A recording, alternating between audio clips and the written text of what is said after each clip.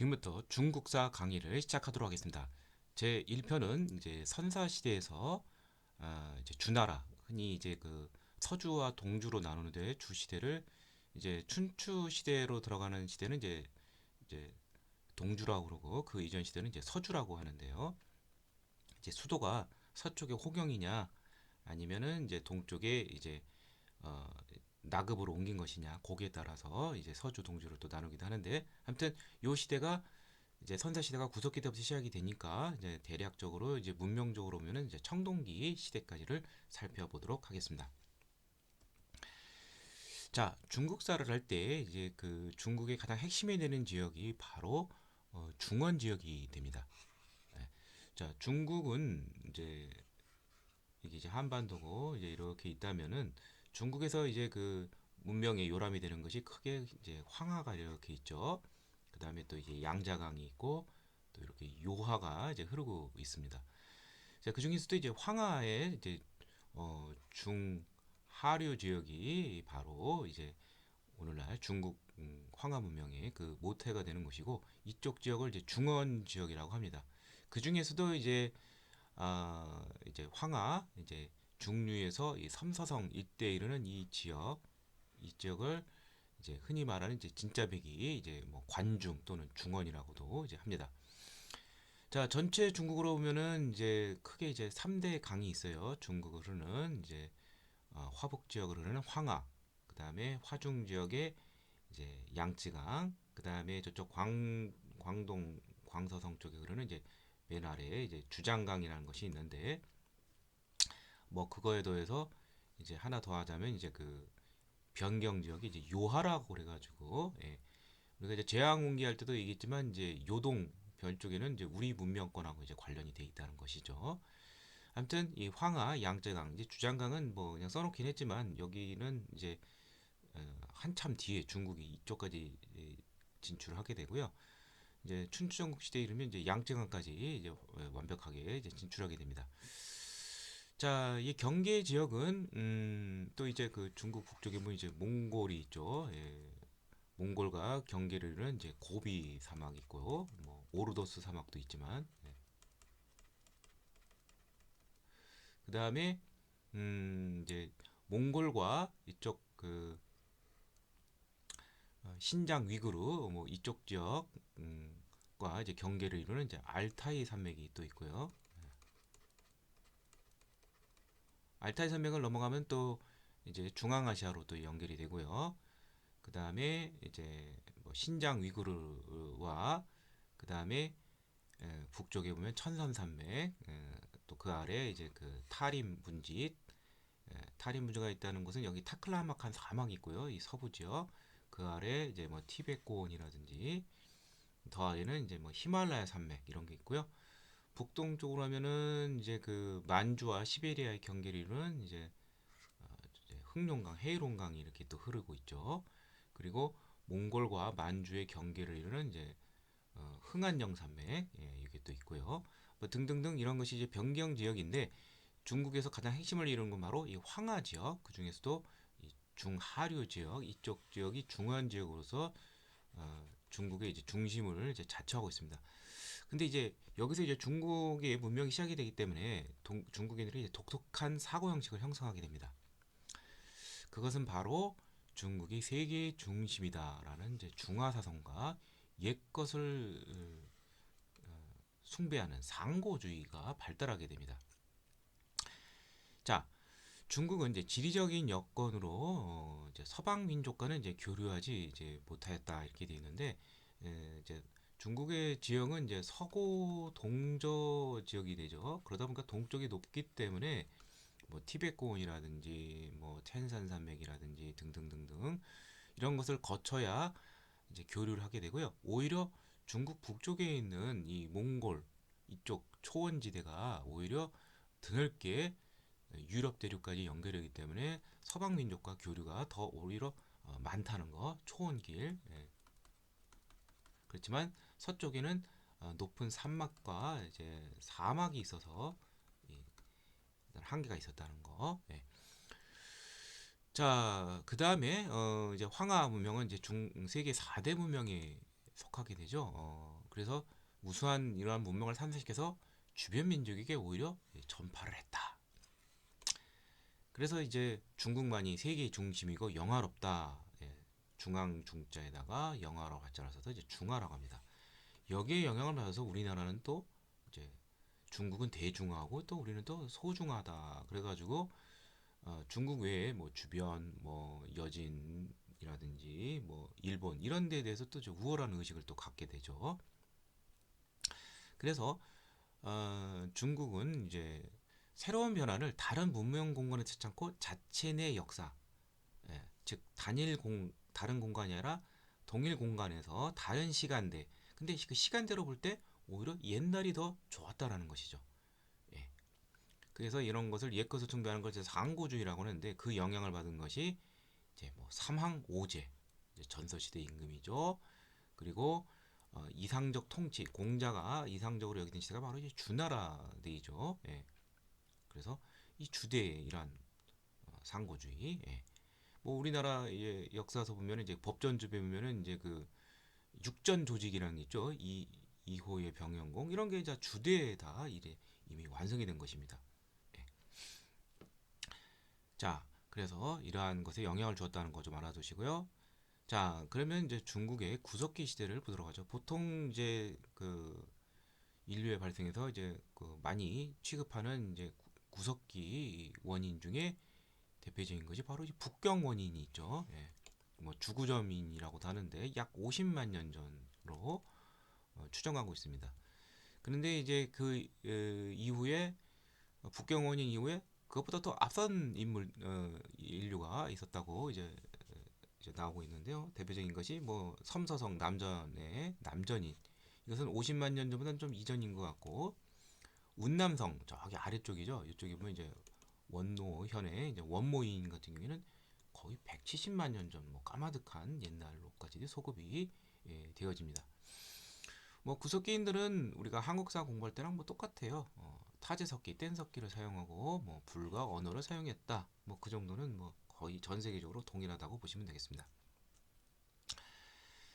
자, 그 다음에 이제 신석기 문화를 들어가는데요. 자, 한번 텍스트로 한번 정리한 다음에 지도로 한번 표시를 해보도록 할게요. 자, 신석기 시대는 이제 크게 이제 그 황하를 중심으로 해서 황하 문명이 있는데 보통 예전에 이제 공부하시던 분들은 이제 초기의 앙소 문화, 흔히 뭐 이제 그 채도 문화라고 그러죠. 예, 앙소 문화 이제 색깔이 좀 있는 그러한 채도. 그 다음에 후반기에 이제 용산 문화. 이것은 이제 흑도라고 그러죠. 이제 엄밀히 말하면은 이제 채도라는 것은 이제 불그스름한 바탕 홍도 위에 갈색의 문양을 그린 것인데 이 문양이 이제 오리엔트 지역 저쪽 그 중동 뭐 메소포타미아 뭐 이집트 이쪽에 영향을 받아서 화려하게 잘 문양이 되어 있습니다. 이 영향을 좀 받은 것 같아요. 이제 그 황하 이제 중류 쪽이 이제 하남성 지역 쪽에서 이제 앙소 문화가 이제 꼽히게 되고요. 자, 그 다음에 이제 용산 문화는 이제 이쪽이 이제 중국에서 볼 때는 약간 이제 중서 지역이라면 용산 문화는 산동성이 그러니까 중국의 이제 동쪽 지역이 되겠죠. 여기는 이제 세련된 형태의 검은색을 바탕으로 한 흑도 문화가 이제 발달했고요. 이것은 이제 오리엔트 영향을 벗어나서 독자적인 중국의 도자기 문화로 발전했다. 이렇게 보시면 되겠습니다. 자, 그 다음에 이제 그 대문구 문화라고 해가지고, 이제 그 산동성, 그러니까 말 그대로 황하 하류 쪽에서부터 그 아래쪽 강소성에서 이어지는 것인데, 이제 제가 잘못 표시했네요.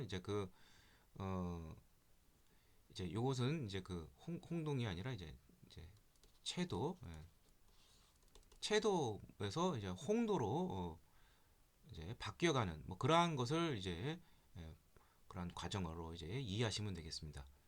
이제 여기서 이제 어, 어, 홍도가 아니라 이제 흑도가 되겠죠. 채도에서 이제 흑도로 이제 발전이 되는 뭐 그러한 것으로 보시면 되겠습니다. 이 말은 결국 뭐냐면 앙소 문화에서 용산 문화로 발전되는 과정을 보여주는 것이 대문구 문화, 황하, 하류 쪽과 그 아래쪽 지역에서 에, 보여진다는 것이죠. 따라서 이것은 이제 산동 지역이 이제 용산 문화가 되기 때문에 앙소 문화에서 용산 문화로 이어지는 그 중간 단계로 이제 보시면 되겠다. 이렇게 이해하시면 되겠습니다. 그 다음에 이제 그 하남 이제 안양 지역에 보면은 중국 그 은왕조 옛날에 이제 은이라는데 요즘은 이제 상이라는 표현을 많이 써요. 이 그 상대의 어떤 문화 유적이 있는데 안양에 보면 자 여기는 당연히 이제 상 지역이니까 상의 문화와 그 다음에 어 이제 그 용산 문화와 앙소 문화 이것이 다 결합이 돼 있어요. 근데 맨 위쪽이 그 지표면에 맨 위쪽이 상대 문화, 그 아래쪽이 용산, 그 다음에 앙소 문화에 섞여 있으니까 이렇게 연결이 된다는 것이죠. 중국 문화의 그 발전 단계가 맨 아래층이 이제 가장 먼저 있었겠죠. 앙소 문화, 채도, 흑도, 그 다음에 좀 더 세련되게 발전한 이제 상대 청동기 문화로 이렇게 연결이 된다. 이렇게 이해하시면 되겠습니다. 자, 그 외의 지역에는 이제 어떤 것이 있느냐? 이제 요하 지역에 있는 이제 홍사 문화인데, 자, 이것은 고조선하고 좀 연관이 좀 있어요. 예, 고조선의 출발점이 이 홍산 지역하고 거의 일치하기 때문에 그럽니다. 그다음에 양자강 하류 지역에 어, 뭐 허무도 또는 뭐 하모도 한자로 표시할 때 예, 량주 뭐 이러한 문화가 있는데 이 허무도 문화 같은 경우에는 이제 그 변홍사 뭐 이런 것과 이제 관련이 되어 있어요. 가장 아마 변홍사로는 가장 먼저 된 것이 아닌가 이렇게 이해될 정도로 빠르게 변홍사가 양쯔강 유역이 원래부터 발전했죠. 예, 이렇게 이해하시면 될 것 같습니다. 자, 그래서 다시 한번 이제 그 한번 지도를 통해서 한번 정리를 해본다면은 이게 바로 이제 그 황하가 되죠. 이렇게 흐르는데 맨 처음에 이제 그 이제 앙소 문화가 이게 시작을 해서 이쪽에 이제 용사 문화로 이제 발전하게 되는데 이제 대문구 문화를 가지고 이쪽이 이제 그 다원커우 또는 뭐 대문구 뭐 같은 말입니다. 예, 예. 이 대문구 문화가 그러니까 이제 앙소 문화에서 이렇게 발전을 해서 이렇게 연결이 됐다 이렇게 이해하시면 될 것 같고요. 그 다음에 여기 홍사 문화는 이제 고조선하고 이제 관련이 있다 이렇게 이해하시면 되겠습니다. 자 그리고 양쯔강 하류의 하모드 문화 이제 양쯔강역에 있는 또 신석기 문화 이렇게 이해하시면 되겠고요. 여기 보면 이제 호경과 나급이 있는데 이제 그 주나라 중국의 이상적인 왕조인 주나라가 이제 처음에는 이제 서주 시대 때는 호경이었는데 이제 견융의 침입으로 인해서 BC 770년에 나급으로 옮기면서 이제 동주 시대가 되면서 이제 춘추 전국식의 그러한 분열 시대로 나아갔다 이렇게 이해하시면 되겠습니다. 자, 그 다음에 이제 그 신석기 시대에 이어서 이제 청동기 시대로 들어가도록 하겠습니다. 이 청동기 시대는 또 중국의 전설 시대, 흔히 말하는 뭐 사망오제, 뭐 요순 우 시대, 뭐 이런 시대와 관련이 되어 있는데요. 이제 청동기 시대 되면 이제 검이라든지 창이라든지 화살촉 같은 이러한 무기에 이제 청동기가 사용이 되고 소출장과 같은 제사를 드리는 제기 이런 데 이제 청동기가 이제 사용이 됩니다. 자, 청동기 시대가 되면은 뭐 우리 한국 사회에서도 마찬가지지만 전 세계적으로 계급이 발생하고 이제 어, 약육강식이 시작이 되죠. 부족 간의 침략, 뺏고 뺏기는. 그래서 뭉쳐 살아야 되겠죠. 그래서 다수의 가구가 원형의 홀을 둘러 파고서 그 안에 모여 사는 취락. 그러니까 이제 이런 것을 이제 그 발전하게 되면 이제 읍이 되는 것이죠. 중심이 읍이 되고 그 주변 지역으로 이제 연결이 되는. 그래서 이제 청동기 시대를 대표하는 문화가 이제 어리터우 또는 이제 이리두 문화라고 하는데 뭐 이리두, 이리강 뭐 이렇게 뭐 문화가 발전하는데요. 하남 원산현 쪽에 이제 자리 잡고 있고요. BC 약 1900년. 그러니까 이제 요게 이제 그 중국의 이제 전설의 왕조인 이제 하 왕조가 대략 한 BC 20세기경으로 보니까 그 시대와 거의 예, 거의 유사하고요.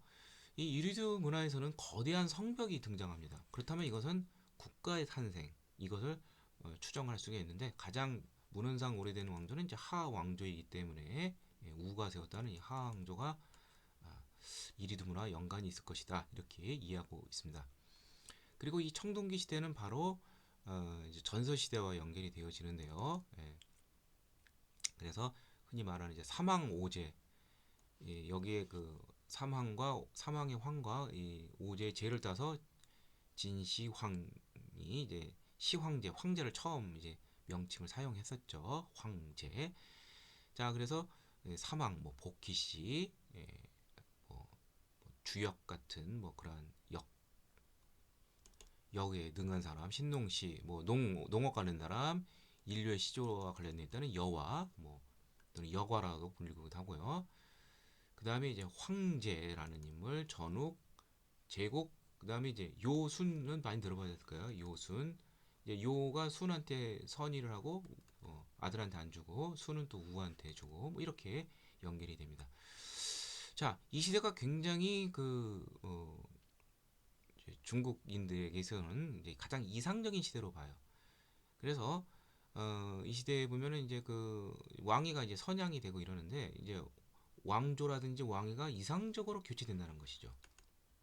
꼭 아들에게로 해서 상속으로 해서 어, 이게 문제가 되는 것이 아니라 능력이 뛰어난 사람을 이제 찾아서 이게 선양을 하는 이러한 시대가 이상적인 시대다. 그래서 그 시대를 이제 숭상하는 상고주의에 큰 영향을 줬다. 이렇게 이해하시면 되겠습니다.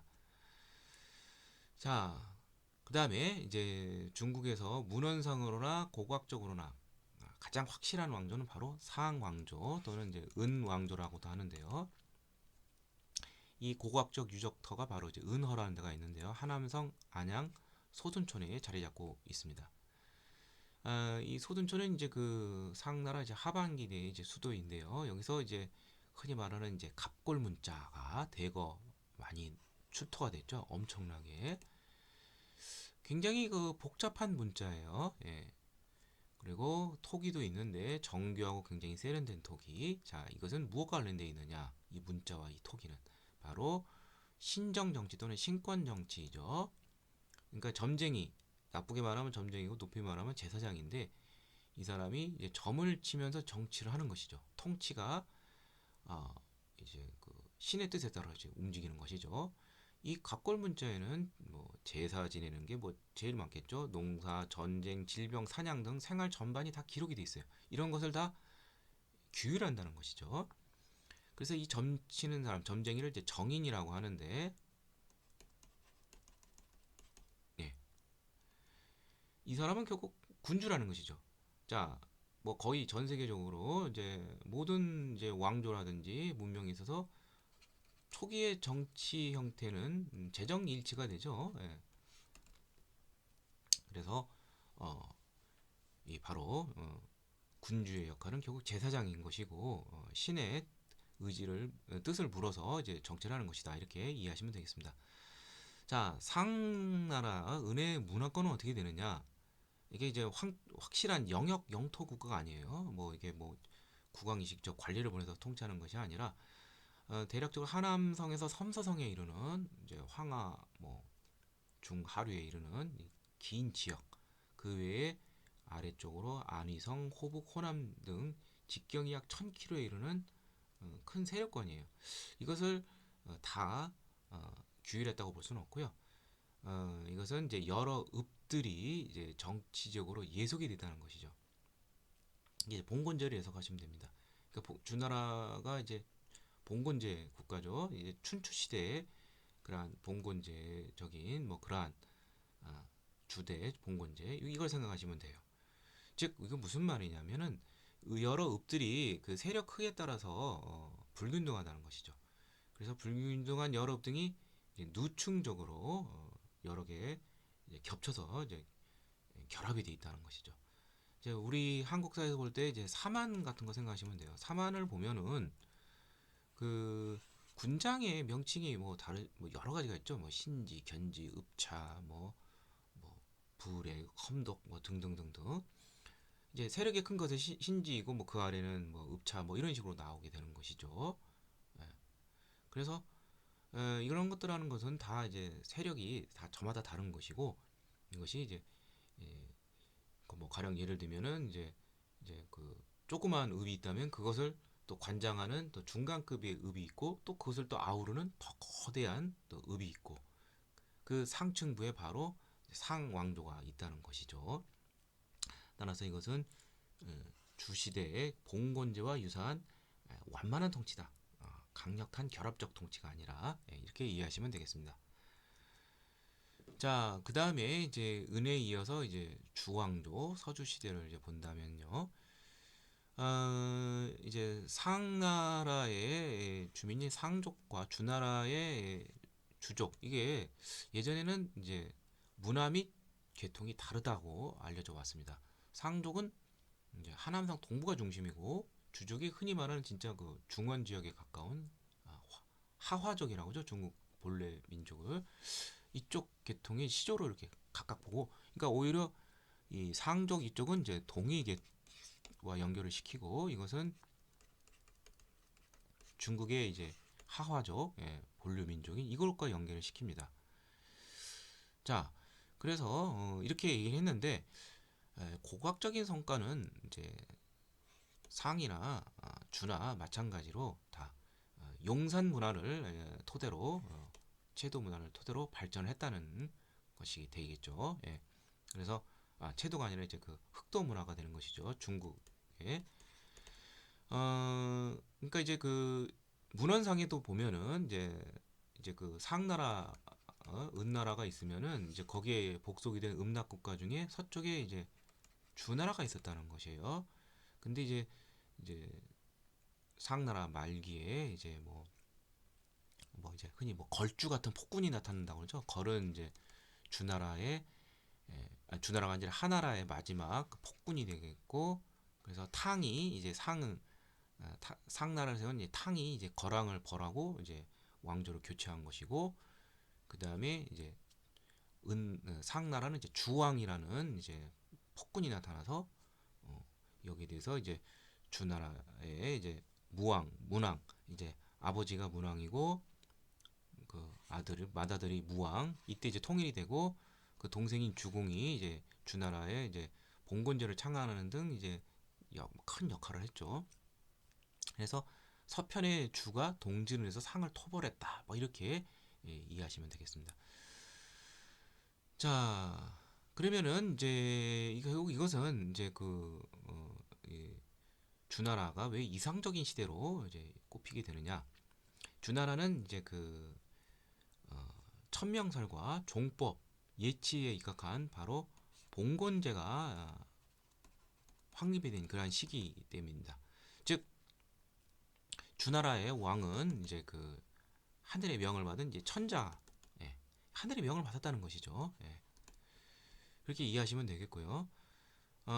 그 다음에 이제 그 종법이 있어요. 이 으뜸종자죠. 마다들로 이어지는 계보. 그러니까 마다들로 이어지는 이제 종가는 이제 본가를 이루고 주왕조를 이제 천자로서 계속 이어가고 나머지 형제들은 이제 분가를 하게 되는 것이죠. 결국 이것은 친족 간의 어떤 혈연 질서가 바로 이 종법인데 이러한 질서 체제가 이제 그 주 왕조뿐만 아니라 그 아래 신하들이라든지 그러한 제후 국가의 그러한 지위까지도 이제 결정을 하게 됩니다. 그래서 뭐 세력이 큰 제후는 이제 왕이 되겠고 그 아래 뭐 후라든지 뭐 흔히 뭐 공경대부라고 그러죠.